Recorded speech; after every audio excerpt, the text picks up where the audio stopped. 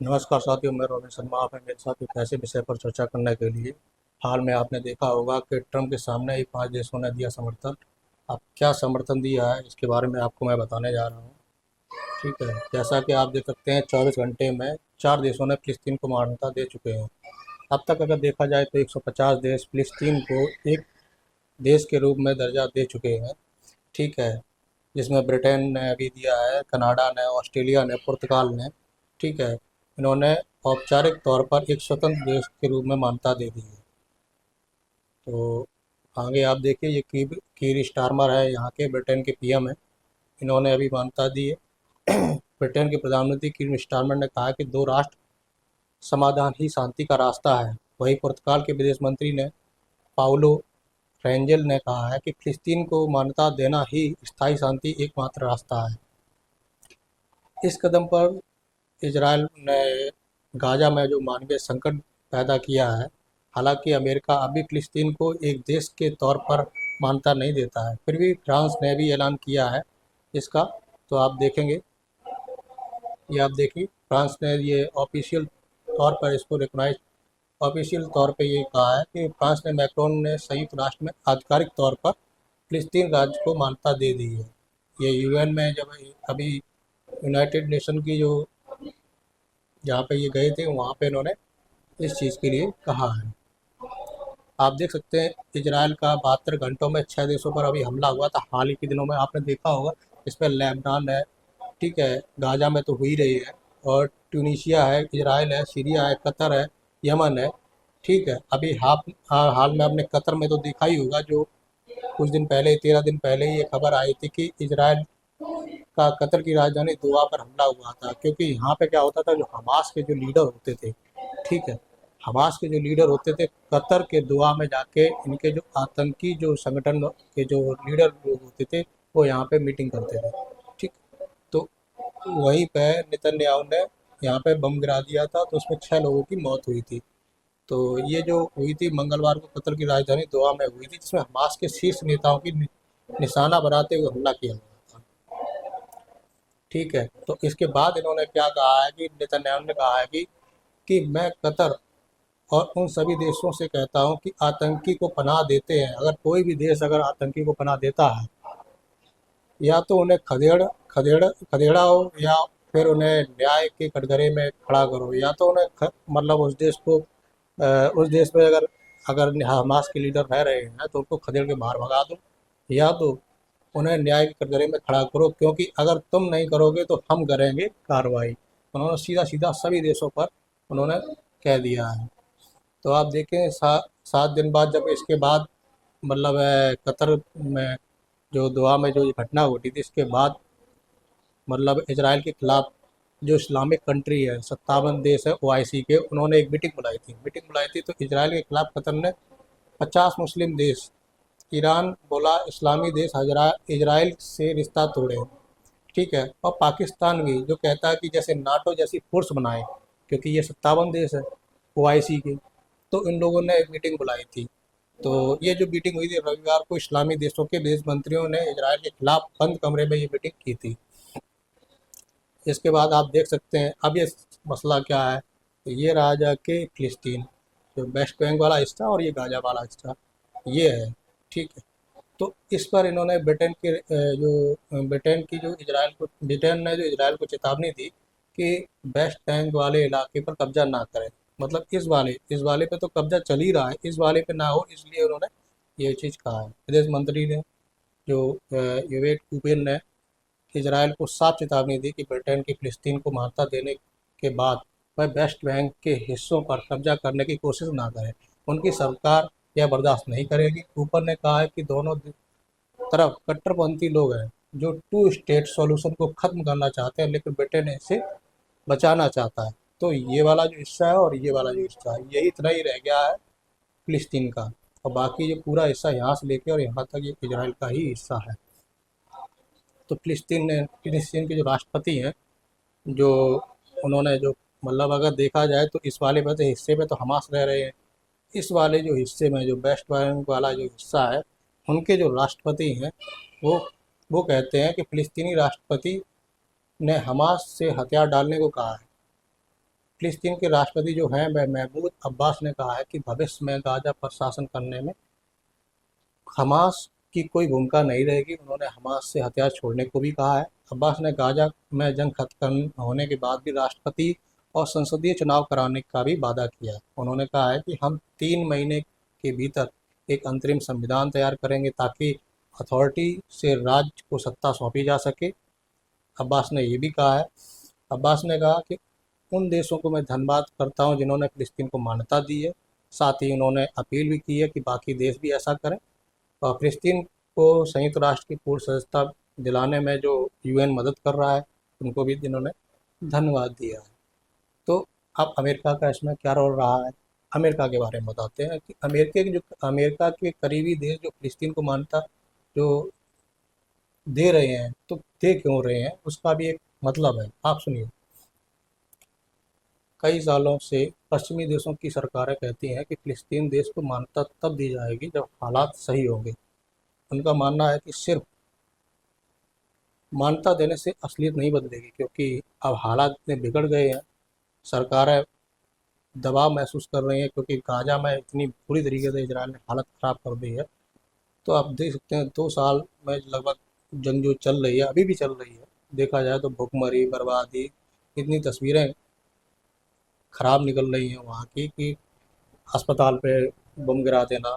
ठीक है, इसराइल की लगातार सैन्य कार्रवाई से इसराइल को लेकर दुनिया की राय बदल चुकी है। पहले तो उन्होंने कहा था कि हम पे आतंकी हमला हुआ, लेकिन अब इसराइल ने इतनी तबाही मचाई है, इसी वजह से कई देशों ने फिलिस्तीन को मान्यता देने का फैसला कर दिया है। अब यूएन ने इस बारे में क्या कहा है, तो यूएन ने कहा है कि फिलिस्तीनियों को राज्य का दर्जा मिलना उनका अधिकार है, कोई इनाम नहीं है। इसका बिना शांति संभव हो सकता है, बिना शांति संभव नहीं है। दूसरी तरफ इसराइल ने इस पहल का कड़ा विरोध किया है।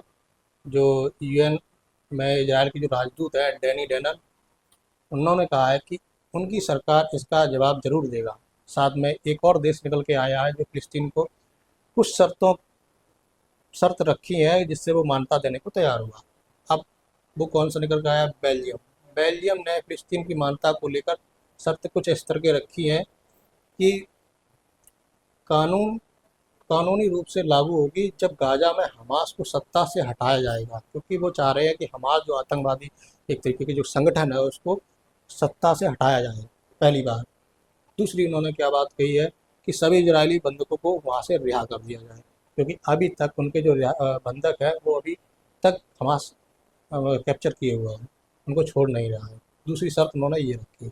इससे पहले रविवार के 4 देशों जिसको हमने आपको बताया था कि ब्रिटेन, कनाडा, ऑस्ट्रेलिया, पुर्तगाल ने इन्होंने दे ही चुके हैं। ठीक है, तो आप आगे देखिए। अब आप एक चीज़ तो नोटिस कीजिए, जब 1946 में इजराइल फिलिस्तीन ये पूरा हुआ करता था, आप देखिए ये फिलिस्तीन हुआ करता, जो dot dot dot dot dot कहते थे, यहीं पे जो इजराइल के जो यहूदी लोग हैं यहाँ पे रहते थे। 1946 की बात देखिए। 47 पे आए, 47 पे देखिए, अब ये नक्शा सिमटता चला जा रहा है। ठीक, अब जो फिलिस्तीन है वो इतने में यहाँ पर रह गया। फिर इसके बाद 49 से लेके का देखा जाए 67 के बीच में और कम हुआ। अब इजराइल इतना हो गया और फिलिस्तीन इतना रह गया, ये 2008 की, और अब तो और भी कम हो गया है। तो अब जो फिलिस्तीन जो है वो फिलिस्तीन यहाँ पे है और यहाँ पे है। ठीक है, 2 जगह फिलिस्तीन है, बाकी पूरा हिस्सा इजराइल ने कब्जा लिया। ठीक, अब इजराइल और फिलिस्तीन का विवाद जो आप देखेंगे उसकी एक टाइमलाइन है। टाइमलाइन को आप समझिए, 1917 से स्टार्ट होती है, 1917 से लेके 1987 के बीच में जो टाइमलाइन है उनको, उसके बारे में आपको मैं डिस्कस करता हूँ। 1917 में प्रथम विश्व युद्ध हुआ था और ओटोमन एम्पायर की हार हुई थी इसमें।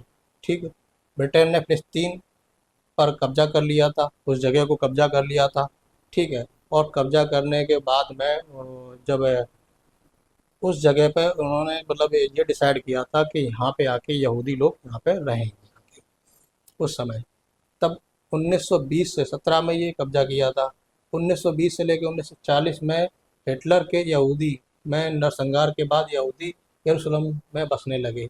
जब हिटलर वहाँ जर्मनी का जो हिटलर था, तो हिटलर ने क्या कहा, जो यहूदी लोग थे उनको एक चैम्बर में डाल के लाखों लोगों को मारा।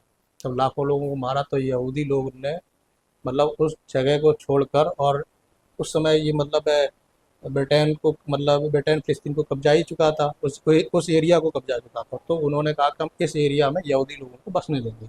ठीक है। तो अलग देश की जब मांग की, तो इसके बाद यहाँ पे ये लोग बसने लगे। 1947 आया, 1947 में फ़िलिस्तीन का बंटवारा हुआ, तो इजराइल बनाने का प्रस्ताव पास हुआ जाके। कब हुआ जाके? 1947 में ये पास हुआ जाके। और 1900 जब 48 आया तो 14 मई को इजराइल देश बना। 14 मई को जब इजराइल देश बना, अरब देशों ने इस पर हमला किया। इस पर अरब देशों ने जब हमला किया तो 8 महीने तक इस जगह में जंग चली। और जंग चलने के बाद 1900 जब 64 आया, तब यहाँ पे एक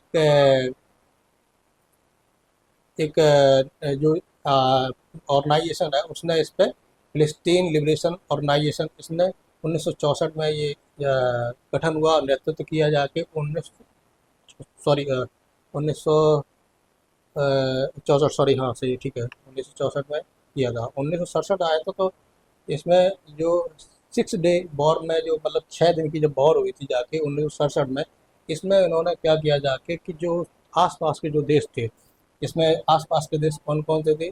मिस्र था, जॉर्डन था, सीरिया था, ठीक है, और इसके बाद वेस्ट बैंक, गाजा, गोलन हाइट, ठीक है, और जो पूर्वी यरूशलेम वगैरह है। तो इन्होंने लोगों ने सभी ने जब आक्रमण यहाँ पे हुआ जाके, युद्ध चला जाके, तो इन्होंने उस एरिया को इजराइल वालों ने कब्जा लिया। ठीक। 1967 में कब्जा आया था। फिर 1900 जब 73 आया जाके, तो 6 अक्टूबर को अरब देशों ने इजराइल पर हमला किया फिर से, 6 अक्टूबर को, और अमेरिका की मदद से इजराइल फिर जीत गया। ठीक है, मतलब तुम ये जानियो कि जो इजराइल है, इजराइल के पीछे खड़ा कौन है? अमेरिका। अमेरिका इसका फुल सपोर्ट करता है, इसीलिए उससे कोई टक्कर नहीं लेता है। ठीक। तो इसके बाद 1974 जब आता तो यूएन में फिलिस्तीन बंटवारे और इजराइल के समर्थन में प्रस्ताव पास होता है। और 1900 जब 87 आता है, तो हमास इसमें हरकत में आ जाता है। तो अब उसमें 1987 में इसकी हमास की स्थापना होती है। समझे? तब से ये संगठन काम कर रहा है, 1987 से। ठीक है। तो टू स्टेट सॉल्यूशन मतलब सभी चाहते हैं, ऐसा नहीं है टू स्टेट सॉल्यूशन कोई नहीं चाहता है। टू स्टेट बाकी जो देश है, मतलब 150 देश तो मान्यता दे ही चुके हैं टू स्टेट सॉल्यूशन के लिए।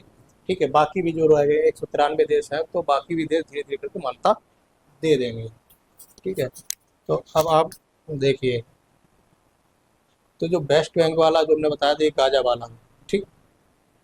अब इसमें अगर देखा जाए तो अगर 75% देश इसमें मान्यता दे चुके हैं। ठीक। तो अब आप यहाँ पे देखिए, ये तो अब ये जो इजराइल के जो